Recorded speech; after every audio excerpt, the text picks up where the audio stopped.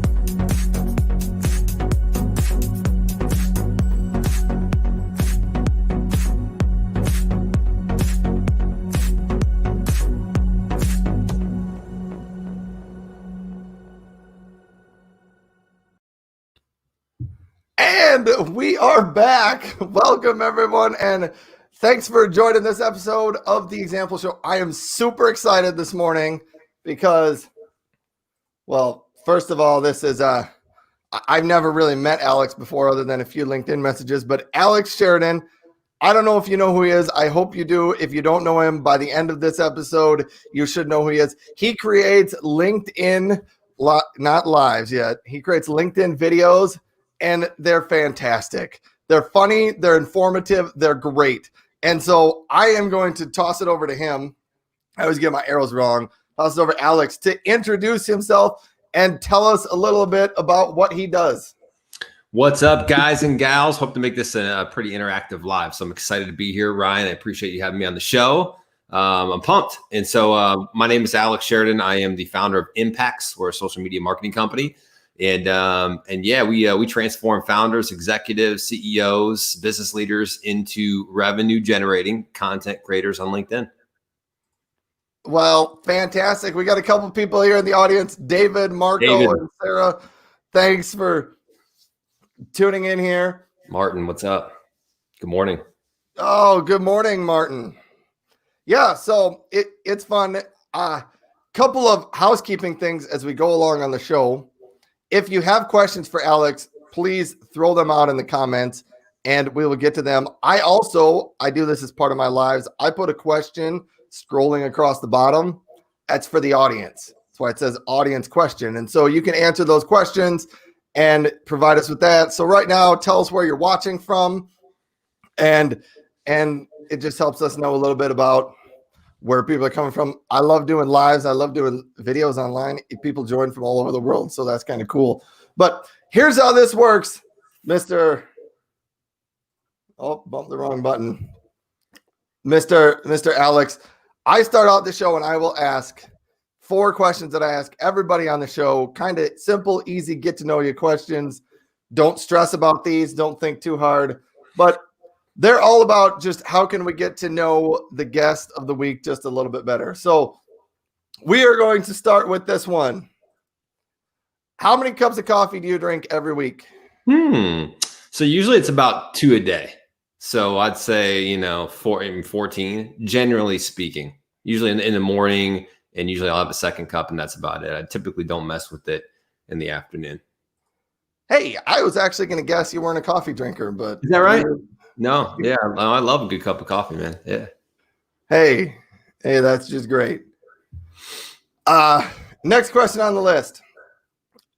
When you read, are you a paperback, an ebook, an audiobook, or not really a book reading person? So I'm not. This is not a strong suit of mine. I'm not a huge reader. I realize I probably should be, but if I did or if I do, it would definitely be an audiobook because it's really tough for me to sit down and just consume something and sit in one place and just stare at a piece of paper.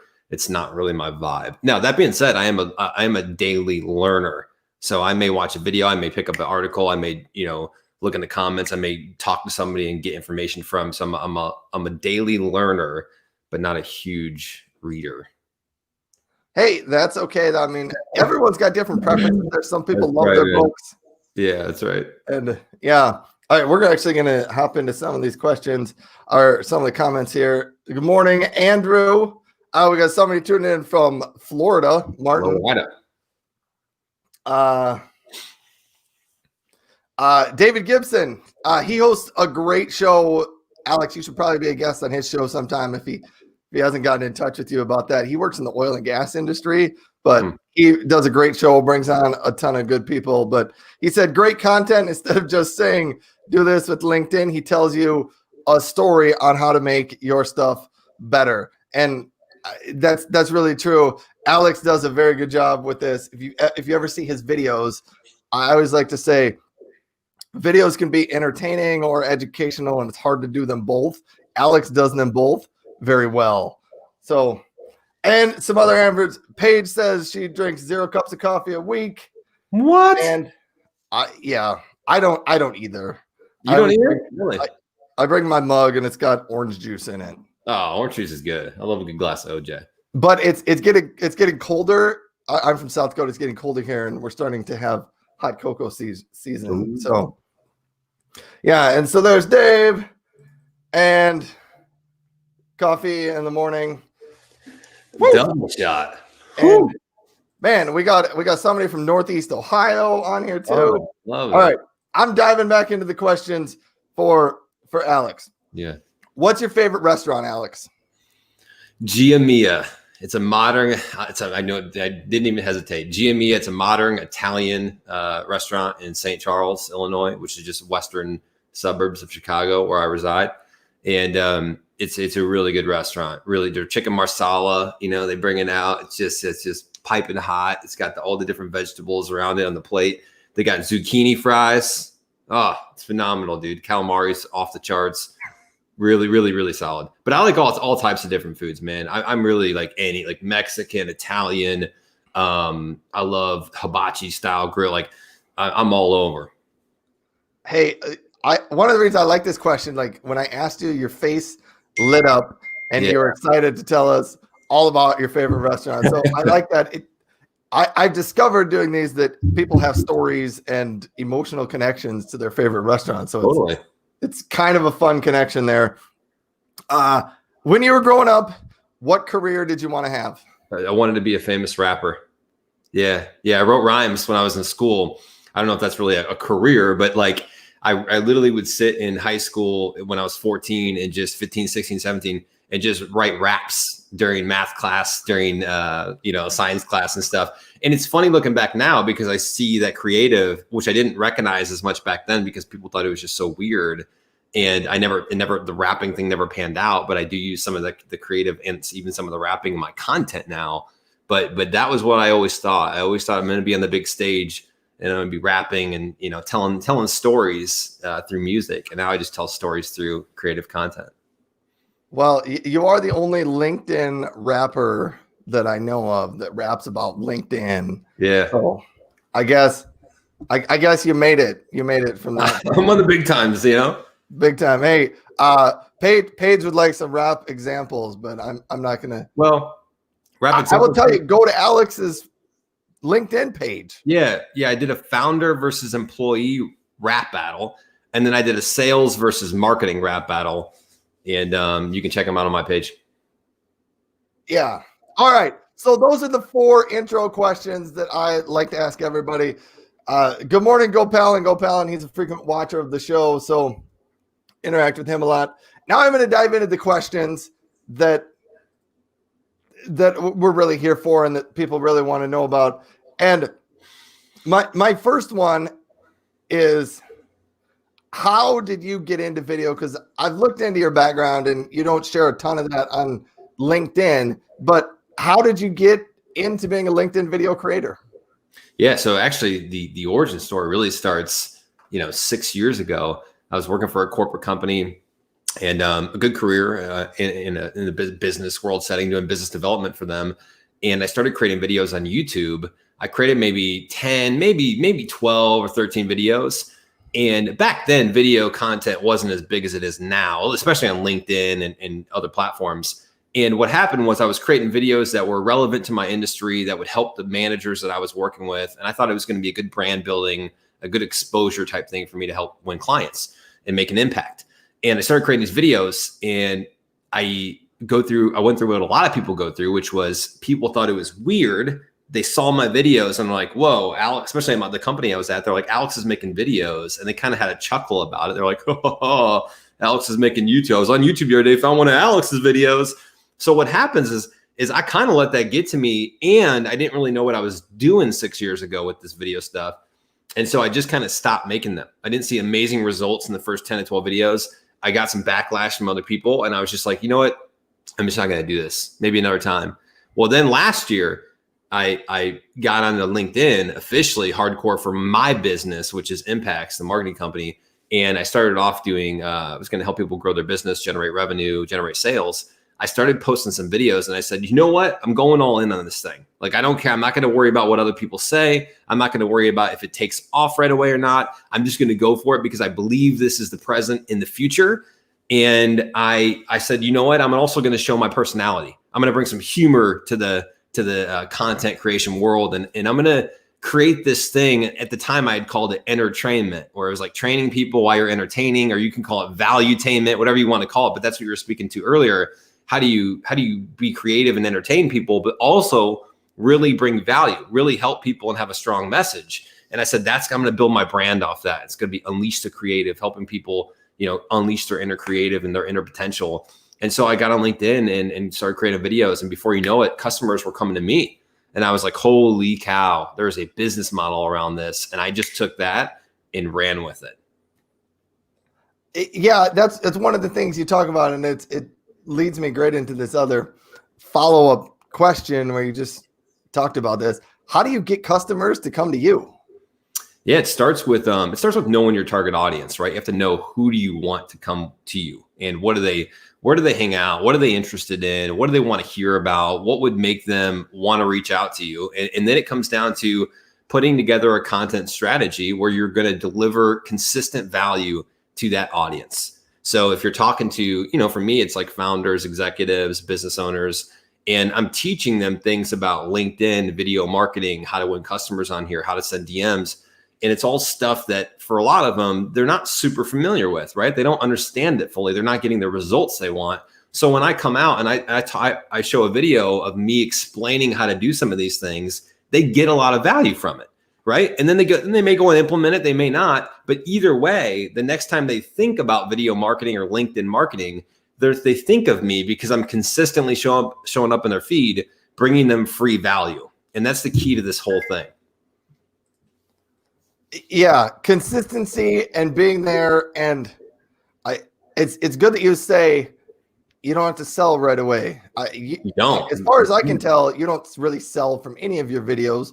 But I know what you do, and when I need that, your name and your company is what's going to come up on top of that. So I'm going to dive back into a couple of comments here. Martin, he wanted to be a pilot. Paige wanted to be a stunt double. That's cool. I haven't gotten that one a lot on here. We'll get back to that one. The backlash is painful. You were talking about what it's like. You put things out there and people always have comments. So I'm going to follow this up with a little question. So I do occasionally some videos and some stuff. I put a lot of stuff on LinkedIn, and I've gotten people that told me I need to cut my hair. I've gotten people that told me I need to dress differently. I need to put something different in my background. I've gotten a lot of comments from people on what I could do differently or better. Do you have any stories of stuff like that? Yeah, I mean, surprisingly enough, like, people ask me this question a lot. They're like, do you get a lot of, haterade, and do you get a lot of people commenting on your stuff, and whether it's negative or whatever it is? Ironically, I really don't. You'd be surprised by how much I don't get, but I do occasionally, like once every couple months, I'll get a comment where someone's just kind of rude, or they're hating on me, or they're saying this doesn't belong on LinkedIn, or whatever it is. And the thing I always think about is two things. One, if someone's hating on you and you're putting out positivity and you're trying to help people, there's something going on internally inside here and here that they have where they feel like they have to, put somebody else down or hate on somebody else to make them feel better. So I always try to have a little bit of empathy when it comes to that and just say, you know what, maybe they're having a bad day. Maybe there's some things going on in their life that just they're trying to battle through and they're working through right now. And I just kind of let it go. But I also do look in the mirror and say, is there some truth to it? Is there something that they said that actually, should I evaluate this? Sometimes there is, sometimes there's not. But then I always meet them with kindness. So I had one guy 2 months ago where I was just talking about this the other day. He had said something very rude on one of my posts, and I saw that he was open. He was looking for work, right? He had that open for opportunities tag on his profile. And so I just, instead of responding back and trying to add fuel to the fire, I just said, hey, I forgot his name, but I was like, hey, so-and-so, I see that you're still looking, if you're still looking for a job opportunity, I'm really well connected with people, with recruiters in your area. And I'm like, let me know if you want me to get you in touch with these people.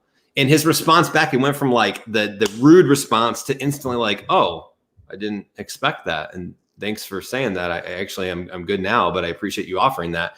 So I think the key is always to meet it with kindness, but people are going to have their opinions, and that's where you have to be confident in what you're building and who you are. And if you're good internally here first, you don't worry as much about the external stuff. When you're not good in here first, you worry about all the external stuff because you feel like you need that for validation. And so it's one of the things I'm really, really passionate about is loving yourself and appreciating yourself and working on yourself so that you don't need everything else on the outside to determine how you feel. Right. That is really good. And you said it a couple of times, meet them with kindness. Kindness, even if it comes off negative from someone else, if you come back with kindness, honestly, that's the best you can do sometimes. And sometimes it leads to a better, kinder conversation. And sometimes the conversation is just done, but that's how you got to do that. So Paige really liked that. Thanks, so man. did Andrew. Andrew liked it as well. Paige called it Haterade. I mentioned that earlier. Yeah. Haterade. Martin says he has a bulletproof clothing company and a language services company. How can I? Anyhow, so Martin maybe wants to get in touch with you. You can find Alex on LinkedIn.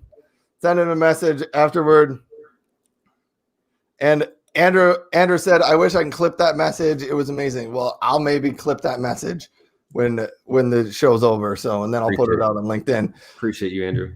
Yeah. All right, we're getting into other questions. I have all this list of questions, so let's do it. All right. And first, audience question. When you watch video, are you watching it for entertainment? Are you watching it for education? Or are you watching it for something else? But my question for Alex is, how has creativity played a part in your video strategy? It's played a huge role. It's really been the back of my brand in terms of how you see the creative, and even my tagline is unleash the creative. And for me, that means two main things. One is helping people that feel like they can't be themselves, feel like they have this talent inside, similar to how I felt when I was a kid writing raps in school. You feel like you have this inner talent, this inner you that you want to unleash on the world, but you sometimes feel like, ooh, I don't know if somebody's going to respond the right way, or should I do this in this environment, or this is LinkedIn, I can't say this. And so part of the messaging and part of the branding has always been, I want to build a community and impact this world in a way that people now feel like they can be themselves and they can unleash their inner potential, their inner creative on this world, as long as it's a positive thing and it's making an impact. That has always been sort of the mission. And then in terms of creativity on my video strategy, I mean, you see it in almost every single video. I do realize that it's important to show different sides of you. So not every single, like today's video was me doing an interview and a Zoom call, and I was talking about how to build communities. And so I think it's important to show that you're dynamic and you have different sides to you, but the creativity shows up in almost every single one of my videos, because part of marketing is, somebody mentioned it earlier, was you're not just telling people what to do, or you're not just sharing a message, you're telling a story. And so you got to engage people. You've got to get people interested. And how do you do that? You tell a captivating story. You add some humor. You get them to smile. You get them to laugh. And then you incorporate that message inside of it. And so it's been an absolutely huge part of the strategy. Yeah, creativity is huge. And I think people really struggle with, how do I bring my creativity into my videos, and how do I make them so that other people can notice it? What are tips that you have for some of the clients that you have? Like everybody can't make Alex Sheridan videos, and I don't think you want everybody to make the videos that you do. How do you get people to bring out their own creativity into a video? So yeah, that's a great point. And no, I don't want, and I don't think that people should try to do exactly what I do, but just like I wouldn't try to do exactly what you do or Andrew does or Shelly does or anybody else, because it wouldn't work, because we're all individuals. We're all unique in our own way. What I teach is I get to know somebody, and then like, you know, I run a 5-week LinkedIn video boot camp, and I work with companies too. But the first thing I try to do is sit down with people and get to know them and explore, hey, what are your talents? What are you good at? What are your strengths? Sometimes people are just really quirky and they can use that. Sometimes people are great interviewers. And so it's like leverage that. Sometimes people have the humor aspect. They have a musical component. Whatever it is, everyone has things inside them that they can bring out that are uniquely creative to them. The question is, what are they? And then you have to have the courage to bring them out. And that's where sometimes I jump in and help people realize that, hey, it's okay to do this. And in fact, you need to do this because not only for your business, but it gives you a voice that you probably didn't think you had before. It gives you an inner confidence that you probably didn't have before. And so it's all about unleashing what's already inside. I don't try to put something in somebody that's not in there. I try to take what's already in there and bring it out. That's good. That very end part, what's already in there and bring it out. All right. People are really liking this stuff. All the above, likes it all. This LinkedIn users during the day, usually watch live streams, catch up with folks or learning things. Video at night usually is more for entertainment. Paige watches them for all of the above. I'm trying to think what we got next here. All right. You're a big believer in this one. And I know that video DMs. And so if you don't know what a DM is, it's those messages you can send to other users on LinkedIn. So I wanted Alex to talk a little bit about when you send DMs, why do you send videos? Yeah. So that's a great question for a couple of reasons. One, 99.5% of people are not sending video DMs. So if you are trying to reach somebody and maybe it's a customer that you want to become a customer eventually, maybe it's someone that it's a candidate that you're looking for, you want to potentially place them, or maybe you're looking for a job, or you're trying to, add somebody to your podcast or your show, whatever it is. If you send a video DM, you're instantly in a less than 1% minority of unique people that send a video message versus text. I mean, think how many text messages from in our inbox on LinkedIn that we get every day, every week. It's a crazy amount, right? And they're usually the same. It's a huge long paragraph. They're talking about their company. They're pitching something to you. And what do? We tune it out. We tune it out, right? It's the same thing we see every single time. So when you pop up in front of somebody on a video, it's instantly you're unique. And I talk a lot about brand, and you're building a personal brand with everything you do. And so your brand initially, when you see somebody for the first time and they see you on video as opposed to a text or an audio, they instantly think, wow, this person must be creative. They must be innovative. They must have taken really the time. They must care enough to take the time to actually record a message and send it to me. So you're instantly, before they even see it, you're building that brand on the front end.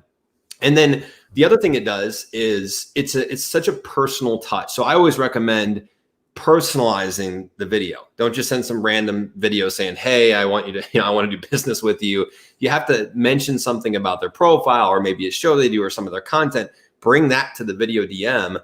But what that does is it brings the human element to it. So if me and you right now are typing back and forth, just on email, and the audience had to join us, it's a completely different feel. I think we would all agree than it is to see our faces, right? To see how we interact, our personality styles, the passion that we talk about. You talked about when I brought up that restaurant and I started telling you about it, you could see it, right? You could see there's an emotional connection. You can't see that over writing. I just would have typed Gia Mia, they do Italian, and so that's the difference that it makes. So for those two reasons, video DMs are a no-brainer. If you want to talk about stats and results, video DMs typically will get over a 50% response rate, where a text can be as low as 10%, 5%, 20, So it's a big difference in terms of your actual results.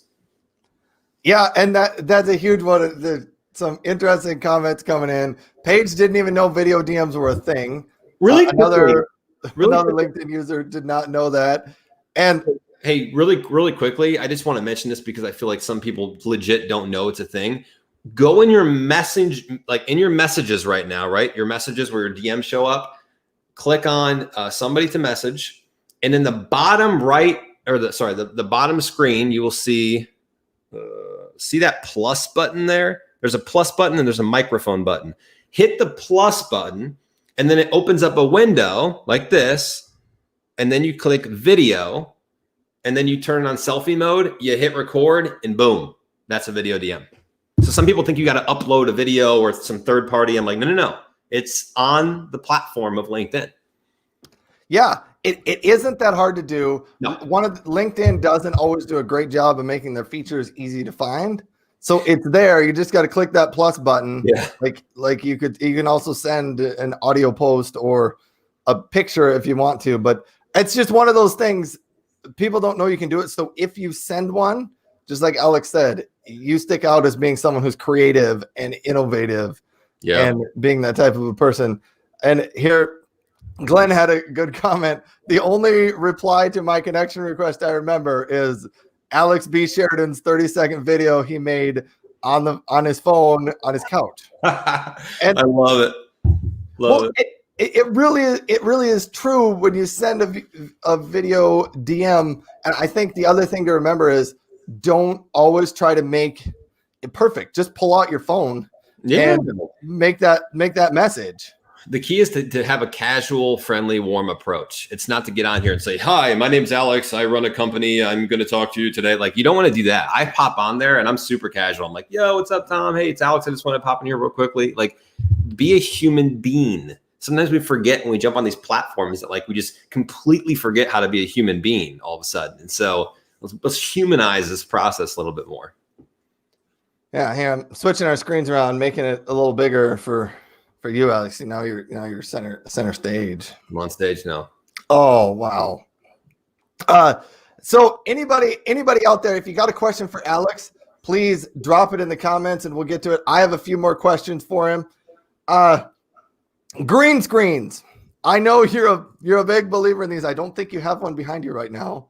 No. But if you don't know what a green screen is, like 8 months ago, I think a lot of people didn't know what this was. But now with coronavirus and Zoom in their backgrounds, a green screen, you literally put this green screen behind you, and then you can throw on any background behind you that you want to. Yeah. And so I know you're a big believer in these. I often hear from new video creators that they just want to get the green screen so their videos look better. And I've had a green screen. I've never had a ton of luck with it. And so I just kind of want to talk about green screens and get your approach on like, when did you start using green screens? Did you always have them? Do you recommend them for people? So talk about green screens a little bit. Yeah, there's actually kind of a cool origin story behind this that I share in my vlog on YouTube, where it's like a daily vlog that I take people to the journey that I'm going on. But I share the origin story on there. Someone asked me the other day real quick, they're like, "What is a green screen?" I'm like, "It's literally a screen that's green." And then you put it behind you and then it's just funny. But so the green screen for me, it's really kind of funny. Last year when I first started making videos on LinkedIn and Instagram at the time too, I was in a weird living situation. I just moved out, small 1-bedroom apartment. And I saw other people making videos and stuff, and they had these bookshelves behind them and these entrepreneurial setups and stuff. And I was like, man, I don't have any of that. So out of necessity, I was like, but what if I got a green screen and then I could implement like my own background? And that's all I thought of it of. Like, I don't have the stuff that I think other people have. And so maybe I could just create it from a green screen. That way I look like more entrepreneurial. And it was stupid at the time, but at the time I just thought that's what I had to do. So I got the green screen. And of course, it took me forever to figure out how to use it and stuff. And now I teach it. Now I teach this stuff to make it really easy for people. But I got it. And then once I got it, I was like, man, if I take the creativeness that I use in my videos and I start implementing different storylines and themes, I can place myself wherever I want on planet Earth with this green screen. Even outside of planet Earth, I can go in space with a green screen. So I haven't done that yet, but maybe that's a future video. So it just sparked a whole new set of ideas, and I started doing, the LinkedIn stand-up comedian, the rap battles, all kinds of different things that came out of that green screen. So should people use it? What's funny, and back then too on LinkedIn, no one was using a green screen then, right? And now it's like people are starting to use them, which is really cool. I love the fact that I like to think that I've inspired some people to unleash their creative and start doing unique things. And now you see a decent amount of them. And so, yeah, I mean, should people use them or not? Completely depends on what you want to do with your content. If you do want to mix it up and you want to add some different sceneries and maybe you're putting some themes to your videos, it's fantastic for that. Because literally all you do is stand behind the green screen and you can place yourself in whatever environment or background that you want. Do you absolutely need one? Of course not, right? The most important thing is the messaging. The message is good. The value is good. And second to that, I think, comes sort of like the delivery and how you deliver it and that kind of stuff. Yeah. And so I would agree with all those aspects of a green screen. And like behind me, I don't really have much for a background. This wall back here is completely empty. And someday I want to hang something there, but yeah, I just haven't come up with anything great there. And I've decided I'm just going to keep making videos and doing my live interviews. And when I find something, I'll put it up there. And so I think lots of times people get hung up on not having the perfect setup and the perfect things to make that first video. Mm-hmm. Maybe you should talk about that, but let me throw this over to you. Like, I think it doesn't matter. I think make that first video. What would you say to new video creators? 100%, dude. Make the videos. And by the way, when I started off my videos, like go back and look at my first videos. They're still up there on LinkedIn. Go back, about a year, and you can see that they're not even close to what they are now. So I always preach progress over perfection. And I think people get really hung up on the perfection thing. And again, it goes back to what we were talking about earlier, where it's insecurities from, Shelly is going to not think my video looks good enough. Tom's going to think my video is not professional. We think about all these things in our head that we just literally are made up. They're not even real things. And it prevents people from taking action because they do want everything to, I need to have this microphone and this camera. And I need to have the right backdrop. And I'm just waiting on a couple things to kind of, it's like, just put it out. Just put it out. Even if it's a selfie video, you going like this, if you haven't made a video, making that kind of video is better than making no video. So you got to start at some point, and then the key is to make progress. Now, how fast you want to make that progress is a different conversation, and that's up to you. And that's, whether or not you're going to bring in somebody that knows their stuff or not. But the key is just to make progress either way. So don't let the thought of like, I need it to look this way or that way. You need to if you got a good message, you need to share that with the world. That's number one. Number two is, can I get that message better over time? To where maybe it is more creative, to where maybe it does stand out more. Maybe the backdrop is cooler, of course, but don't get hung up on that when you're talking about first starting off. And that was great. You were talking, I was like, I need to cut this part out into one of those 60-second clips and put that on the internet. Macro to micro content, brother, right there. Yeah. A couple of comments here. Martin says he learns better through video than any other learning method. I think I fall into that category as well. Mm-hmm. I have done some polls on this, and people are all different types. Some people like different things, and it's one of the reasons why you have to have different strategies in your content there. Dr. Nisha, thanks for tagging somebody who reached out and watching the show. Carrie Harris is enjoying this. So is Go Palin.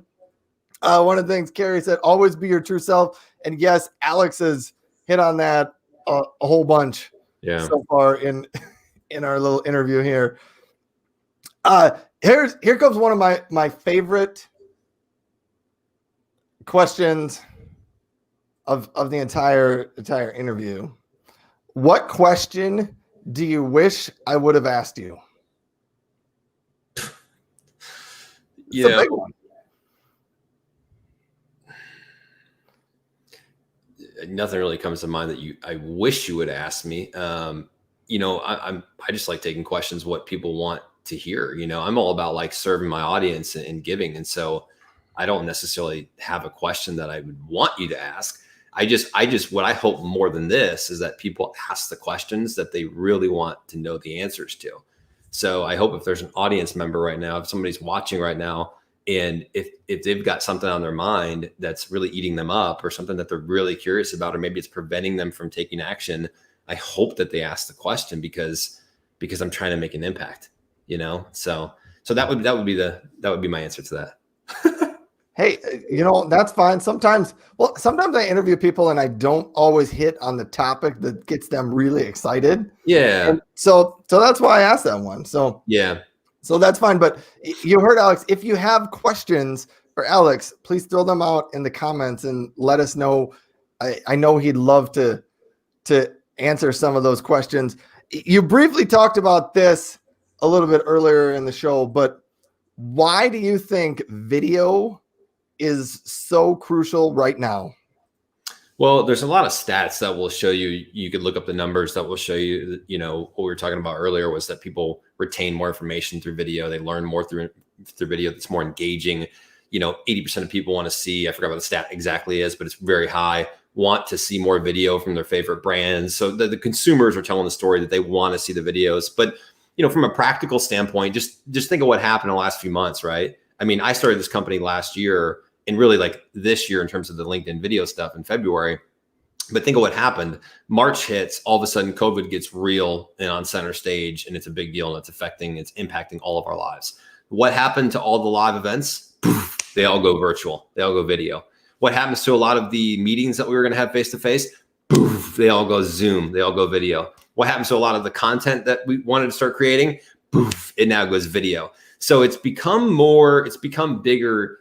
Naturally, it was progressing over time. And what I saw when I first got into video and decided to go this route very heavily, I saw that this video was going to continue to be a big thing, right? I just knew that. And my intuition told me that video is going to be bigger than ever. So stick with it and continue to grow. And then COVID happened.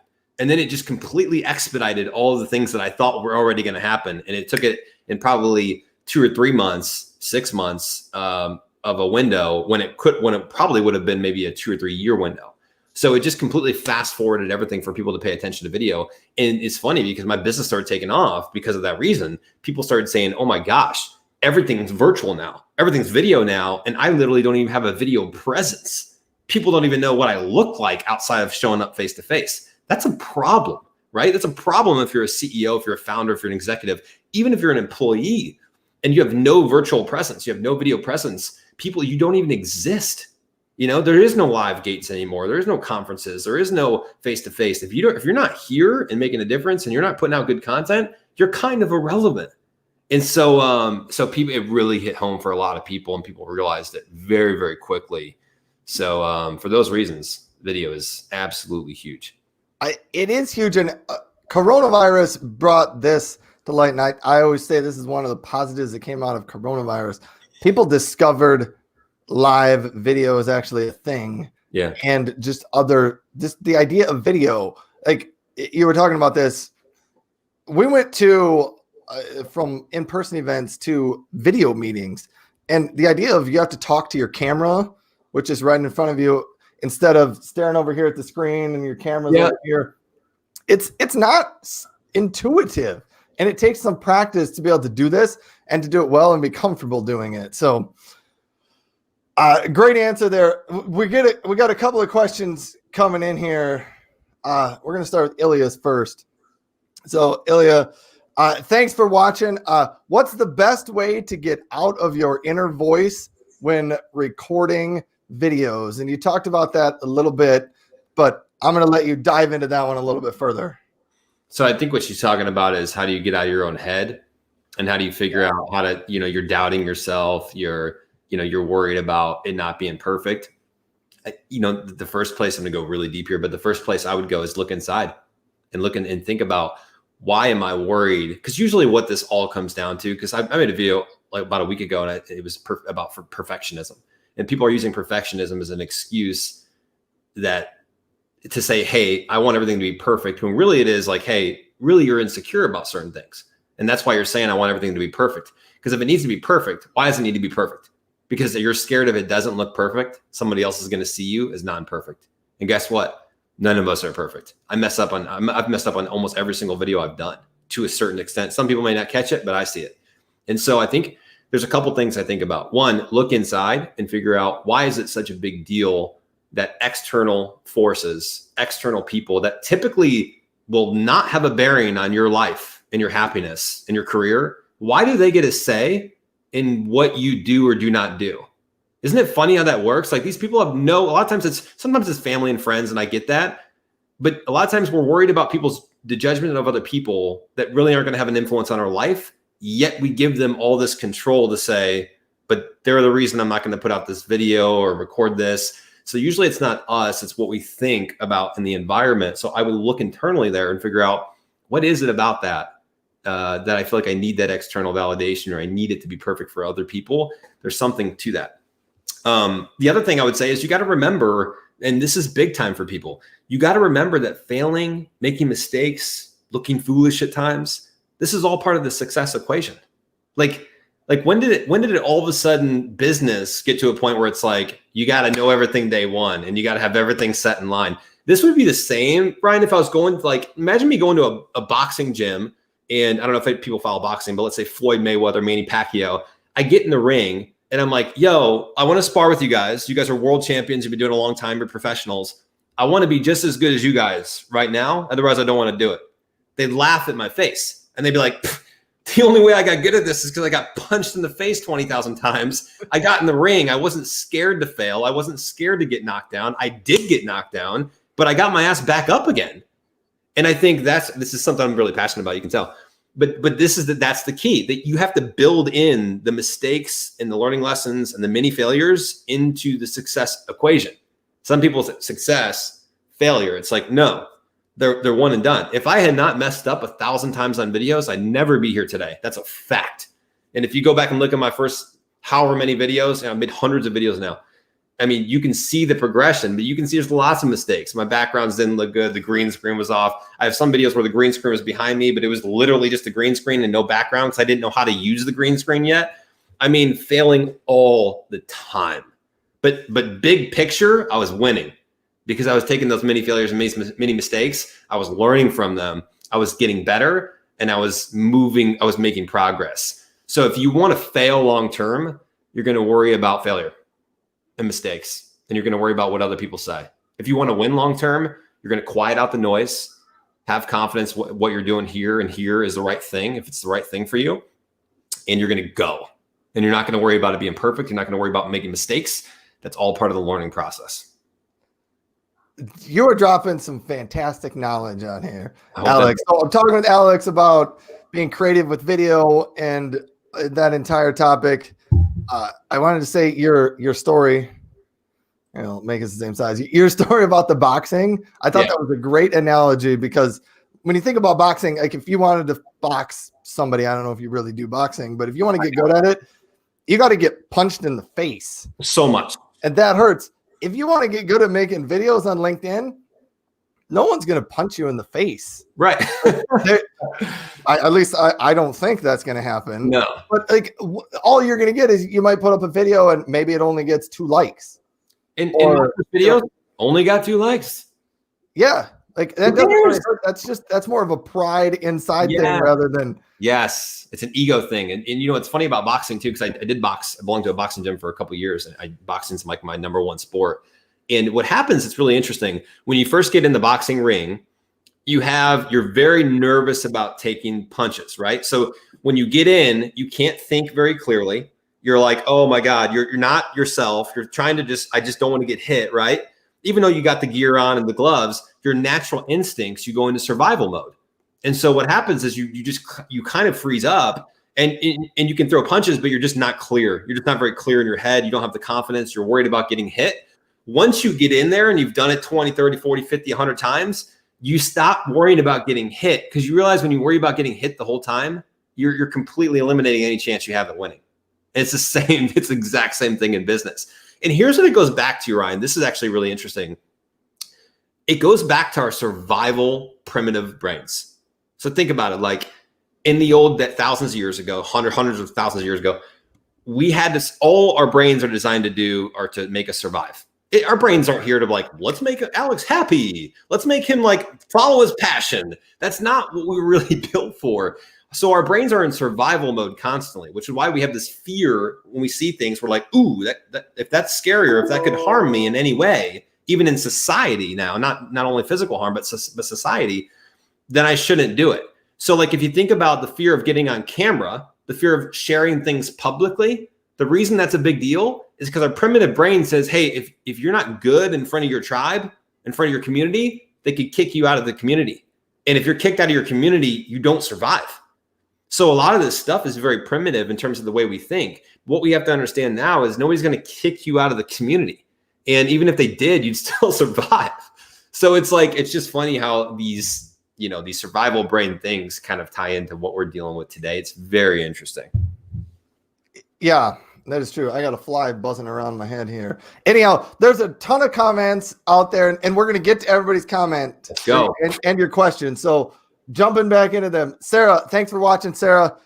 Sarah and I, we're both kind of techie backgrounds, but we like live videos. So her question for Alex is, what tools do you use to produce your videos? So the main editing software system I use is Filmora 9 by Wondershare. So you could sign up now. They should be paying me by now.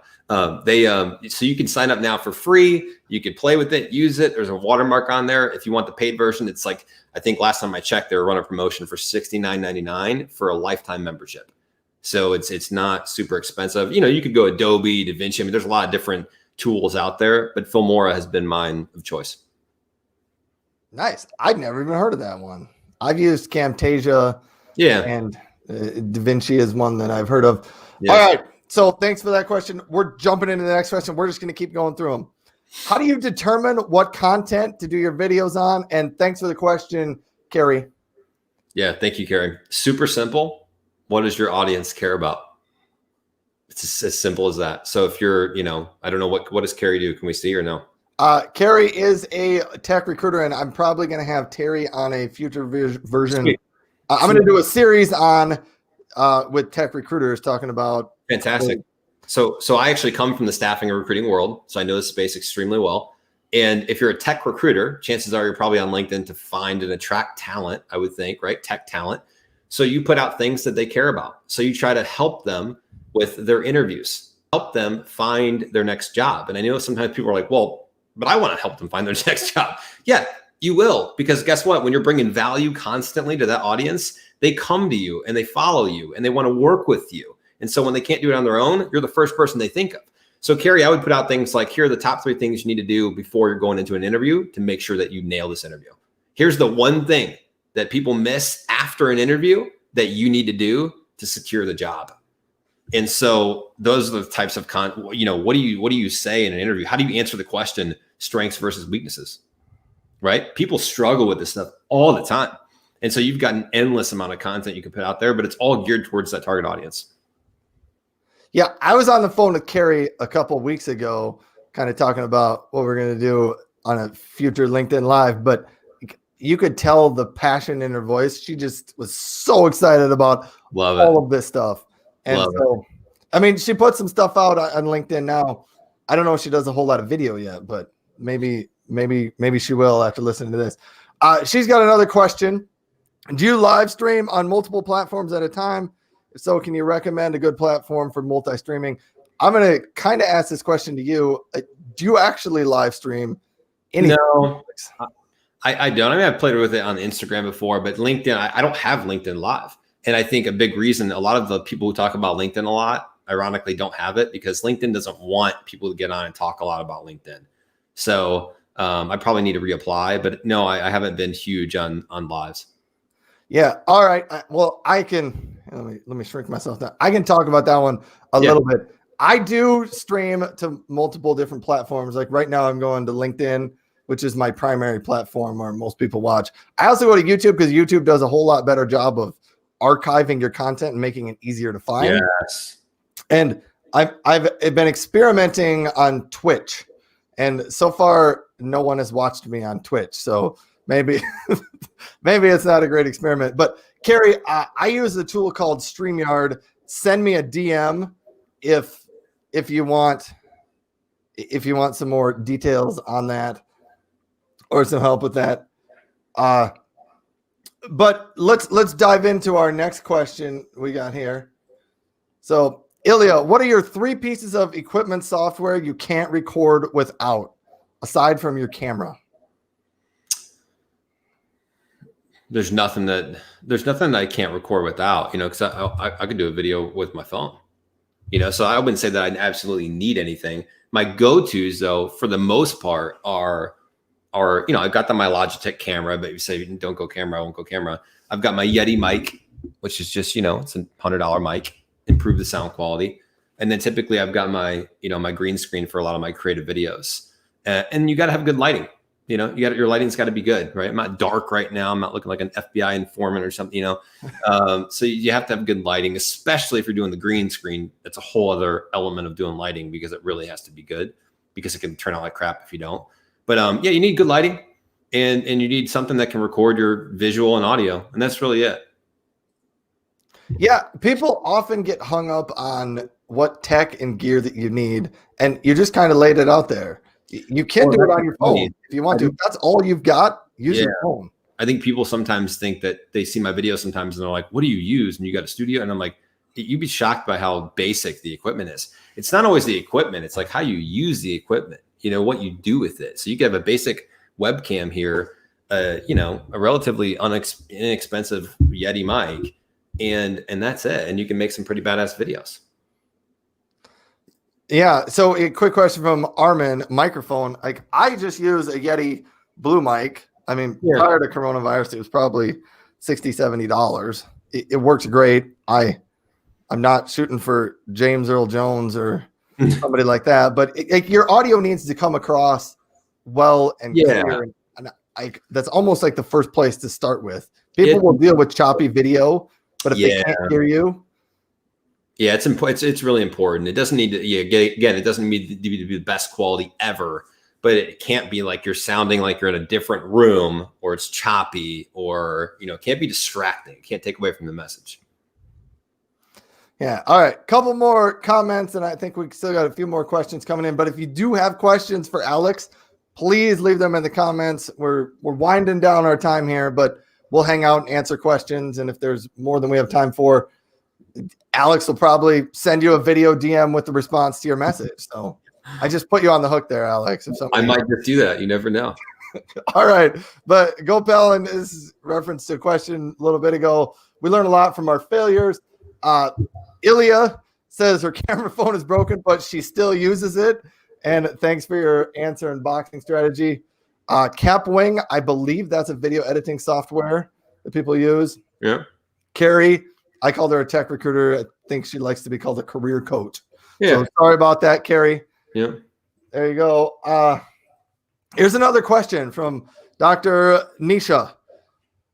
Long linked videos are better or dividing the content into smaller videos for technical topics? So I'm going to throw this over to Alex to talk about. Do you think it's better to create long videos or short videos? So for LinkedIn specifically, I always recommend a minute to no more than 3 minutes because people are scrolling through the feed, and typically they're going to catch your video, and it's not going to be intentional that they were looking for your video, right? Like YouTube, you definitely can put 20, 30, 40 minutes because typically people are not scrolling through a feed. They're more like kind of searching for something. But on LinkedIn, what you can do if you got a long, like let's say, Ryan's going to take this live session, he could take 60-second snippet, a minute and a half snippet, and repurpose that and throw that on LinkedIn for a great piece of content. And then just drop in the comments, hey, for the full recording, click this link, or for the full YouTube video, click this link. And that way if people want to see the full thing, now you're directing them to where the full thing is. So it's better to have short form content for places like LinkedIn, Instagram. People have attention spans, but they're careful with how they use that attention span and their time. And so unless you're really freaking engaging for 4 or 5 minutes, which most people are not, especially when they first start making videos, it's going to be hard to capture somebody for that long. You're better off to start off just making a 45-second, a minute video, a minute and a half video. You're more likely for someone to give you a minute of their time versus 5 or 10. Yeah, and a good follow-up on that. Like YouTube is a great place for longer form content, but remember when people go to YouTube, it's different than when they go to LinkedIn. Like Alex said, LinkedIn, you're usually just bored and you're just scrolling what's the latest news from people that I care about. And your attention span there is, like Alex was saying, 90 seconds is about longer people are going to watch video. But when you think of YouTube, people go to YouTube because they have a problem. how do I Mm-hmm. fix this database issue? How do I replace the mirror on my car because I broke it off? How do I do something? And people are usually interested and they're willing to watch your 15, 20, 30-minute video because they got a problem and they want an answer to it. Yeah.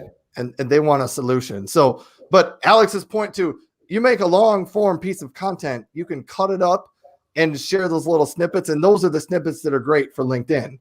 Mm-hmm. Because Absolutely. people will want to see that. All right, some more question. The whole pandemic situation has made everyone get out of their comfort zone and explore new approaches. Be more confident with ourselves. Yes, that is definitely true. We've been forced to start using video, and that took a lot of people out of their comfort zone. Mm-hmm. And Carrie says, thanks, Ryan and Alex. She wants to start doing more videos on LinkedIn, and this live has been helpful. Amazing. So, Great to hear. Thank you, Alex. I think you're dropping lots of knowledge out here. I don't have an answer for this one, but Armin says, any ideas on the new GoPro? You know anything about that? I've never used GoPros. I mean, I know they're obviously good pieces of equipment. I think that's taken it next level if you really want some good quality, camera, some video. And I think you have the ability to obviously be on the go with it and do a lot of crazy things that you probably couldn't do from a webcam. But I don't use that. And so I think there's a certain element of like, how fancy do you want to get?